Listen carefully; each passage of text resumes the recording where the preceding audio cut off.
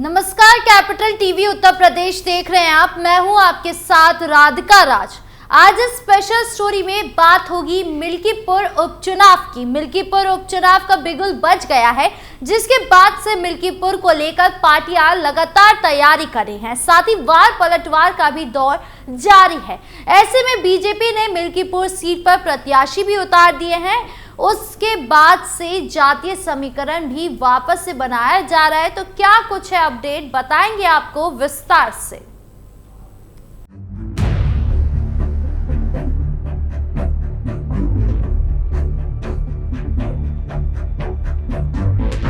मंत्री ओम प्रकाश ने ठोका दावा। उपचुनाव का बिगुल बजा भी नहीं कि सभी पार्टी ने अपनी जीत का दावा ठोक दिया, और इसी कड़ी में मंत्री ओम प्रकाश ने भी अपना दावा ठोक दिया। दरअसल उत्तर प्रदेश सरकार के कैबिनेट मंत्री ओम प्रकाश राजभर चित्रकूट के दौरे पर पहुंचे हैं, जहां पार्टी के कार्यकर्ताओं ने पुष्प देकर उनका जोरदार स्वागत किया। कैबिनेट मंत्री ने डाक बंगले में पार्टी के कार्यकर्ताओं से मुलाकात की। इसके साथ ही पंचायती राज विभाग के अधिकारियों के साथ समीक्षा बैठक की। कैबिनेट मंत्री ओम प्रकाश राजभर ने पत्रकारों से बात करते हुए कहा कि पंचायती राज विभाग द्वारा चलाई जा रही योजनाओं की समीक्षा की है। उन्होंने कहा कि जीरो प्रॉपर्टी स्कीम के तहत जो 15 लाख परिवारों को चयनित किया गया है, उसकी जिले में क्या स्थिति है, उसकी समीक्षा करने आए हैं। जीरो प्रॉपर्टी योजना गरीबों के हित के लिए है, इसकी कोई जाति नहीं है। लेकिन इस बात को कोई नहीं कह रहा। कोई भी नेता रोहिणी आयोग पर नहीं बोल रहा है। जिसको भूख लगी वही तो बोलेगा। कोई सामाजिक न्याय समिति लागू करने पर नहीं बोल रहा है। वहीं उन्होंने मिल्कीपुर उपचुनाव को लेकर कहा कि वहां पर एनडीए गठबंधन के प्रत्याशी की जीत होगी। अब 8 तारीख को रिजल्ट आएगा तो आप लोगों को टीवी पर दिखेगा कि सबसे ज्यादा वोटों से एनडीए गठबंधन का प्रत्याशी जीता है। जनता को विकास रूपी दूध चाहिए, इसीलिए विकास रूपी दूध सरकार के पास मिल सकता है। सरकार को दुधारू गाय लेकर घूमता है, विरोधी लोग तो ठूठ गाय लेकर घूमता है। ये लोग जीतेंगे तो ईवीएम सही रहेगी और हार जाते ईवीएम खराब और सरकार को दोष देते हैं। सरकार तो निष्पक्ष चुनाव चाहती है। वहीं उन्होंने कुंभ को लेकर कहा कि ये कोई नया कुंभ नहीं लगा है। इस कुंभ का प्रचार प्रसार राष्ट्रीय स्तर पर नहीं बल्कि अंतर्राष्ट्रीय स्तर पर हुआ है। देश विदेश से लोग आ रहे हैं। इसका प्रचार प्रसार ज्यादा है। किसी की भी सरकार होगी तो हर 12 साल पर कुंभ लगाना पड़ेगा, जनता को स्नान कराना पड़ेगा। ये कोई नया काम सरकार का नहीं है। सपा की सरकार थी तो कितनी जान चली गई। हम लोगों के प्रयास से लोग सुरक्षित कुंभ में आए और सुरक्षित अपने घर चले आए। हम लोग व्यवस्था बढ़िया कर रहे हैं। दूसरी पार्टी को अगर व्यवस्था ना ठीक लग रही है तो अभी अखिलेश जी आए तो सुरक्षित लौट आए ना। पीडीए की चर्चा कर रहे अजीत प्रसाद। एक तरफ बीजेपी नेता दावा ठोक रहे हैं कि मिल्कीपुर में जीत उन्हीं की है, तो वहीं दूसरी तरफ सपा नेता अजीत प्रसाद का कॉन्फिडेंस हाई है। ऐसे में उत्तर प्रदेश के अयोध्या की मिल्कीपुर विधानसभा सीट पर हो रहे उपचुनाव को लेकर राजनीति गहराने लगी है। उपचुनाव को निष्पक्ष कराने का अनुरोध समाजवादी पार्टी के प्रत्याशी अजीत प्रसाद ने प्रदेश सरकार और चुनाव आयोग से किया है। उनका आरोप है कि सपा कार्यकर्ताओं पर मुकदमे किए जा रहे हैं। पुलिस के माध्यम से उन पर दबाव बनाया जा रहा है, जिससे मिल्कीपुर में चुनाव निष्पक्ष ना हो पाए। समाजवादी पार्टी के राष्ट्रीय अध्यक्ष एवं पूर्व मुख्यमंत्री अखिलेश यादव ने सोशल मीडिया पोस्ट के जरिए कुछ सवाल खड़े किए हैं। उन्होंने पक्षपाती अधिकारियों की नियुक्ति का मुद्दा उठाया। अखिलेश यादव ने पिछड़े, दलित, अल्पसंख्यकों की अल्प भागीदारी को लेकर सवाल खड़े किए। सपा प्रत्याशी अजीत प्रसाद ने सपा प्रमुख के इस पोस्ट का समर्थन करते हुए कहा कि डॉक्टर भीमराव अंबेडकर ने एक संविधान बनाया था, जिसे आज भारतीय जनता पार्टी की जालिम सरकार धीरे धीरे नष्ट कर रही है।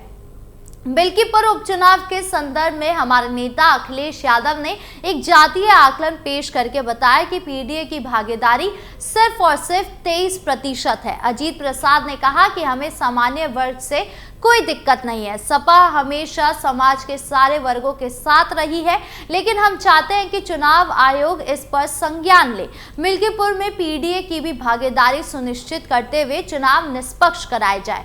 मिल्कीपुर चुनाव में अधिकारियों के दबाव डालने और चुनाव को प्रभावित करने के सवाल पर सपा प्रत्याशी ने कहा कि इसकी जानकारी मिली है कि बहुत से सपा साथियों पर झूठे मुकदमे किए जा रहे हैं। सपा प्रत्याशी ने आरोप लगाया कि पुलिस के माध्यम से उन पर दबाव बनाया जा रहा है, जिससे मिल्कीपुर में चुनाव निष्पक्ष ना हो पाए।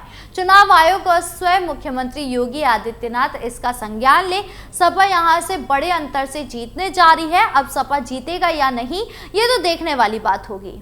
मिल्कीपुर का बदलेगा रुख। मिल्कीपुर विधानसभा का उपचुनाव बेहद दिलचस्प होने वाला है। यहां भाजपा और सपा के बीच सीधा मुकाबला भर नहीं रह गया है। इस उपचुनाव में समाजवादी पार्टी और बीजेपी के भीतर आंतरिक कलह उभरने लगी है। बीजेपी जहां एक तरफ अपने बगावती नेताओं को मनाने में जुट गई है, तो वहीं सपा की बागी नेता ने अजीत प्रसाद की मुश्किलें बढ़ा दी हैं। मिल्कीपुर उपचुनाव में सपा की तरफ से प्रत्याशी की घोषणा के बाद मिल्कीपुर से कई वर्षों से विधानसभा सीट से विधायक बनने का सपना संजोए सूरज चौधरी को बागी बना दिया। अजीत के नाम का आधिकारिक तौर पर ऐलान होने के बाद सूरज चौधरी ने समाजवादी पार्टी से अपने सैकड़ों समर्थकों के साथ इस्तीफा दे दिया और मिल्कीपुर विधानसभा में उपचुनाव में चुनावी मैदान में आजाद पार्टी से उतर गए। वहीं बगावत की इस लहर में भाजपा के अंदर ये विरोध नामांकन के पहले दिन से ही दिखाई देने लगा था। ये मिल्कीपुर में कुंदरकी चुनाव जैसा नतीजा देने भाजपा के लिए चुनौती बन सकता है। प्रदेश नेतृत्व के सामने कार्यकर्ताओं और टिकट के दावेदारों के बीच पैदा हुई कड़वाहट को दूर करने की बड़ी चुनौती है। नाराज हो रहे नेताओं को मानने के लिए लगातार कवायद शुरू कर दी गई है। अब बात कर लेते हैं कि लोकसभा चुनाव 2024 में फैजाबाद अयोध्या लोकसभा सीट पर अप्रत्याशित जीत के बाद फैजाबाद लोकसभा से सांसद बने अवधेश प्रसाद का कद समाजवादी पार्टी में और बढ़ गया है। शायद यही कारण था कि मिल्कीपुर विधानसभा सीट पर तय समय से पहले ही अवधेश ने अपने बेटे अजीत प्रसाद की दावेदारी सबके सामने रख दी। सपा के इस नाम के ऐलान के बाद परिवारवाद का आरोप लगने लगा और सपा में भी बगावत शुरू हो गई। मिल्कीपुर से सीट से भारतीय जनता पार्टी के टिकट से 2017 में विधायक चुने गए गोरखनाथ बाबा को 2022 विधानसभा चुनाव में अवधेश प्रसाद ने शिकस्त दी थी। इसके बाद से गोरखनाथ बाबा लगातार मिल्कीपुर विधानसभा क्षेत्र में सक्रिय थे। गोरखनाथ बाबा मिल्कीपुर विधानसभा क्षेत्र में बीजेपी की तरफ से अपने आप को स्वघोषित उम्मीदवार मान बैठे थे, मगर पार्टी को मिले क्षेत्रीय फीडबैक ने गोरखनाथ बाबा के उम्मीदों को तोड़ दिया। बीजेपी से नाराज चल रहे बाबा नेता राधेश्याम त्यागी को भले ही शुक्रवार को हार्ट अटैक आ गया हो, लेकिन उससे पहले उनके तेवर ठीक नजर नहीं आ रहे थे। राधेश्याम त्यागी के समर्थकों ने फेसबुक पर त्यागी की फोटो पोस्ट कर बीजेपी और केंद्र के नेताओं पर जातिगत आंकड़े के तहत फैसले लेने का जिक्र किया था। इसके बाद मंत्री सूर्य प्रताप शाही और स्वतंत्र देव सिंह ने जिला महामंत्री राधेश्याम त्यागी को उनके आवास पर पहुंचकर मुलाकात की, उनको मानने का प्रयास किया। नेताओं ने उपचुनाव में मिल्कीपुर विधानसभा क्षेत्र में पार्टी के लिए चुनाव में लगने गुजारिश की। भाजपा पिछड़ा मोर्चा के महानगर उपाध्यक्ष विजय यादव ने अपने साथियों के साथ भाजपा छोड़कर कांग्रेस का दामन थाम लिया। गोसाईगंज के पूर्व विधायक इंद्र प्रताप तिवारी उर्फ खब्बू तिवारी को लेकर भी चर्चा हुई थी। मिल्कीपुर उपचुनाव के चुनावी कार्यालय से उनकी तस्वीर गायब है। इसके बाद एक नाराजगी से भी ये सामने आया। अब सपा के गोसियागंज के बाकी विधायक अभय सिंह भाजपा के करीबी हो गए हैं, इसीलिए खब्बू तिवारी की तस्वीर गायब होने पर कयास लगाए जाने लगे। भाजपा में प्रमुख नेताओं की अनुपस्थिति ने पार्टी के अंदर मतभेद की स्थिति को उजागर कर दिया। हालांकि भाजपा के स्थानीय नेता इस पर सफाई दे रहे हैं, लिहाजा मिल्कीपुर का चुनाव बगावत की वजह से काफी दिलचस्प हो गया है, क्योंकि अपनों ने ही दोनों दलों के लिए मुश्किलें खड़ी कर दी हैं। ऐसे में मिल्कीपुर का मामला क्या रुख लेता है, ये देखने वाली बात होगी। आपको क्या लगता है, कमेंट बॉक्स में जरूर बताएं। वीडियो अच्छी लगी हो तो लाइक शेयर करें और चैनल को सब्सक्राइब करना ना भूलें। नमस्कार।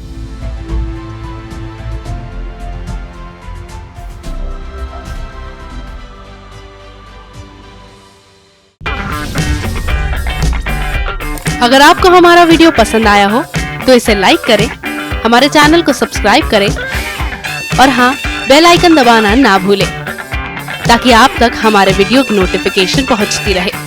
आप अपना सुझाव हमें कमेंट बॉक्स में दे सकते हैं। हमारे साथ जुड़ने के लिए शुक्रिया।